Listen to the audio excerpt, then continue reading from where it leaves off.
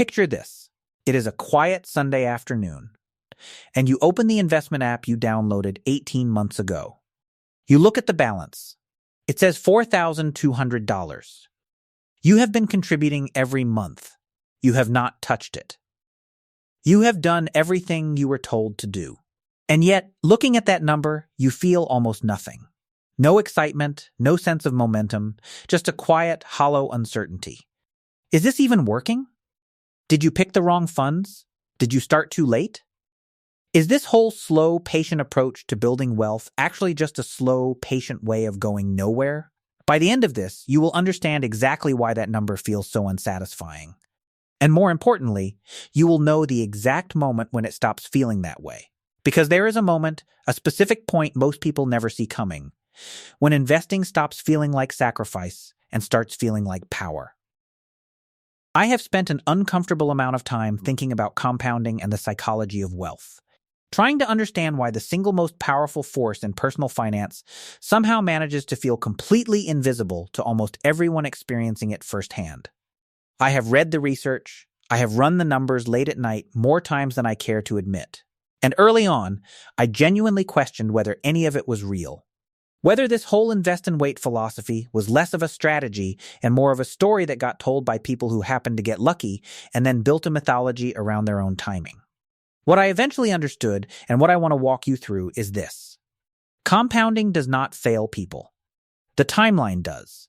There is a specific, almost mathematical point where compounding stops feeling like patience and starts feeling like power, and if you do not know where that point is, you will almost certainly quit right before you reach it, which may be one of the most expensive mistakes a person can make with their financial life.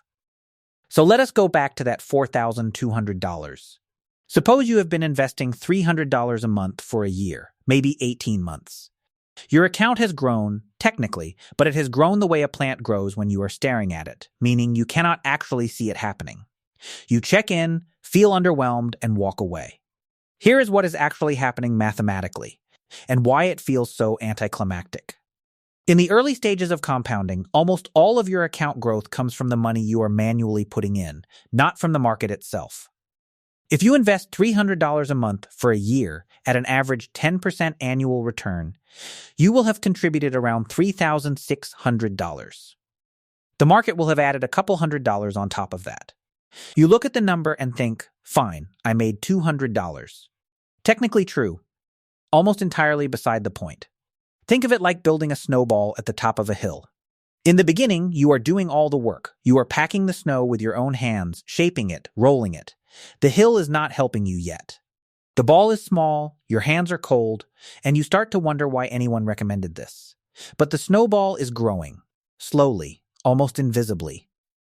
And at some point, it becomes large enough that when it starts rolling, the hill takes over. You stop doing the work. The physics do the work. Your only job becomes not stopping it. The problem is that nobody tells you exactly how long you have to stand there packing snow before the hill takes over, and so most people who start investing quit during the packing phase.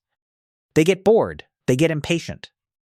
A friend mentions flipping houses for a quick profit, or they hear about someone turning $10,000 into $200,000 on a single stock, and they think, this slow, boring thing I am doing cannot possibly compete with that. So they stop, they cash out. Or they simply let their contributions slide for a few months, then a year, then indefinitely, and here is the brutal irony. They quit right before the hill starts to matter. Let us actually look at the math, because seeing exactly when compounding becomes powerful changes people's minds far more than simply hearing that it is powerful. Everyone has already heard that part.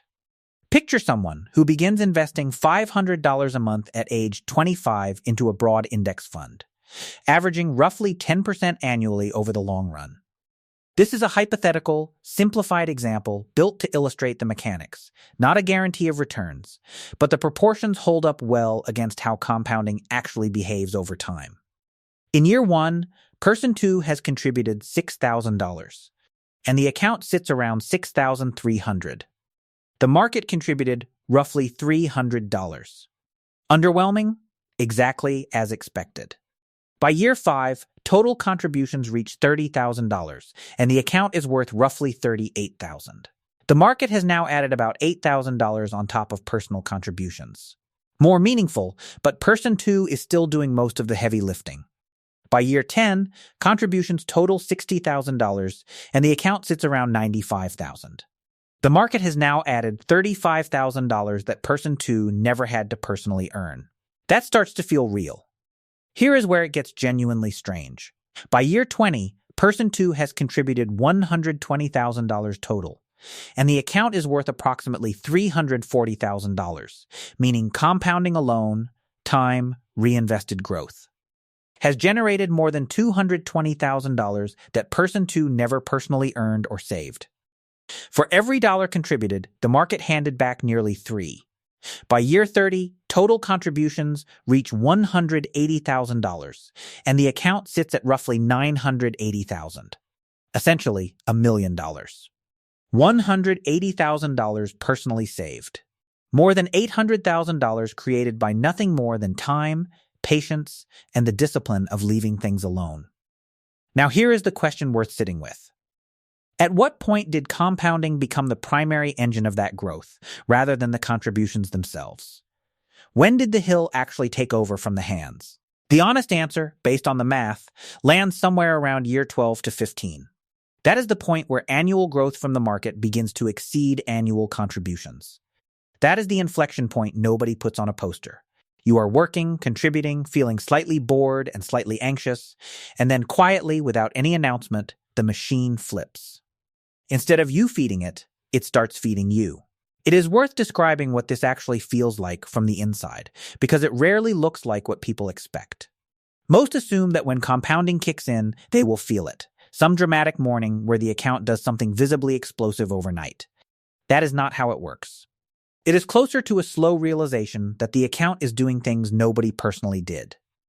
A month goes by where money is tight and a contribution gets skipped, and the balance still climbs by several $100s anyway. Or, at the end of a year, the portfolio shows a return larger than everything actually contributed that year, and there is this quiet, almost confused thought of, when exactly did that start happening? That is the wealth machine turning on. Not a dramatic moment. A quiet realization that the equation has flipped. And once it flips, the trajectory shifts in a way that becomes almost hard to believe, because the base is now large, and 10% of $200,000 is $20,000. More than many people manage to save in an entire year working full-time. 10% of $500,000 is $50,000. Same percentage, radically different outcome, purely because the base grew larger. Nobody got smarter. The market did not become more generous. Time simply kept doing what it does. This is also why, in my view, the single most expensive financial decision most people make is not picking a bad investment or carrying high-interest debt, as damaging as those choices can be. It is starting late. Every year of delay does not just cost that year's contribution. It costs everything that contribution would have eventually compounded into. It pushes the inflection point further away and shortens the stretch of time on the other side of it. The stretch where the machine is doing the work and you are simply along for the ride. Here is the part almost nobody talks about, and it may matter more than any of the math. How do you actually survive the boring years? How do you keep contributing when the balance feels almost laughably small compared to where you want to end up? Because this is where the plan actually breaks down for most people. Not in understanding compounding, most people understand the concept fine. It breaks down in the daily, monthly, yearly act of continuing to invest while feeling absolutely nothing in return. The honest answer is that you have to change what you are measuring. If the balance sits at $8,000 and the eventual goal is $1 million, measuring progress in dollars will crush your motivation every single time. The gap is too large, and the early progress is too slow, so emotionally it will feel like failure even when it is working exactly as intended. What you can measure instead is your contribution rate, your consistency, the number of months you have invested without skipping, the simple fact that your money is in the market, working, compounding, growing, even on the days you cannot feel it. You are not measuring the snowball, you are measuring the packing. And every month you pack is a month the snowball grows slightly closer to the point where the hill finally takes over. There is a concept worth holding on to here, the idea of trusting the process rather than tracking the outcome. In the early years, you have very little control over the outcome. The market does whatever the market does. But you have complete control over the process, how much you save, how consistently you invest, whether you stay invested through downturns. Focus there. Obsess over what is actually within your control, and let the scoreboard go for now. On the subject of downturns, it would be irresponsible not to address this directly. The most dangerous thing that can happen during the early compounding years is a market crash. Not because the crash itself causes lasting damage. Over the long run, temporary declines tend to behave like noise in the larger pattern. But because a crash can trigger a panic response that leads to the one action that actually does derail compounding: selling. Selling during a downturn locks in losses, forfeits the eventual recovery, and breaks the compounding chain entirely. That chain is the entire game. Everything described earlier, the hundreds of thousands of dollars in compounded growth, the inflection point, the machine turning on, all of it depends on staying invested. Not perfectly timed, not cleverly managed. Simply staying in through the boring stretches and the occasionally nerve-wracking ones. It is worth zooming out for a moment, because this idea extends well beyond investment returns, and honestly, this is the part I find even more interesting. Compounding as a principle applies to nearly everything that builds gradually over time. Skills compound. Knowledge compounds. Relationships and networks compound. Habits compound. And the same inflection point shows up in all of them. The moment where what has been quietly built starts producing returns that exceed the effort being put in. Consider someone who writes consistently for 2 years. Eventually, a single piece of writing might reach 1,000 people, not because that one piece was extraordinary, but because the years of compounded skill, compounded audience, and compounded reputation did most of the work behind it. Or consider learning a new language. The first few months feel almost entirely unrewarded, enormous effort for barely any visible progress, struggling just to order a coffee. But somewhere around month 8 or month 12, the returns begin to outpace the effort. Conversations get easier faster than the studying alone would explain. Vocabulary expands without deliberate memorization. The compounding of earlier knowledge starts accelerating the acquisition of new knowledge. None of this is meant to dilute the financial message. It is meant to reframe the slow early years of anything compounding based. They are not wasted time. They are foundation. They are the years that quietly make everything afterward possible. And once you recognize that you are in a foundation year, once you can actually name what is happening, it becomes far easier to tolerate, and sometimes even to enjoy. So here is where this lands. If you are early in the process, still in the packing the snowball phase, the single most useful thing you can do is automate your contributions and then leave the account alone. Do not check it daily. Do not adjust the allocation every time a headline sounds alarming. Do not cash out because something feels uncertain in the moment. Automate it, stay consistent, and protect your time horizon, because that time horizon is the most valuable asset you actually own. If you are somewhere in the middle, 10 or 12 years in, and you are starting to notice the numbers shift, pay close attention to that shift. Notice the moment your annual growth begins to approach, and then exceed your annual contributions. That is the machine turning on. That is the thing you have been quietly building toward. And if you are starting later, in your 40s or 50s, feeling that familiar tightening in your chest while listening to this, here is something worth hearing directly. It is not too late. The math is different, the timeline is more compressed, and yes, contributing more aggressively becomes necessary. But compounding still works. The inflection point still arrives, simply sooner than it would for someone who started at 25. And starting later is, in almost every realistic scenario, still better than the alternative of never starting at all. Here is the idea worth carrying out of this. Compounding is invisible. You cannot see it working, and you cannot feel it happening in real time. It does not send notifications, it does not give you anything resembling a dopamine hit, and it certainly does not make for an exciting story at dinner. It simply, quietly, relentlessly works, day after day, year after year, taking what it is given, multiplying it, and then multiplying the multiplied amount again. And the people who build genuine, lasting wealth, not lottery winners, not overnight success stories, not people who happen to time a single bet correctly, but the people who quietly and sustainably become wealthy, almost all share one trait.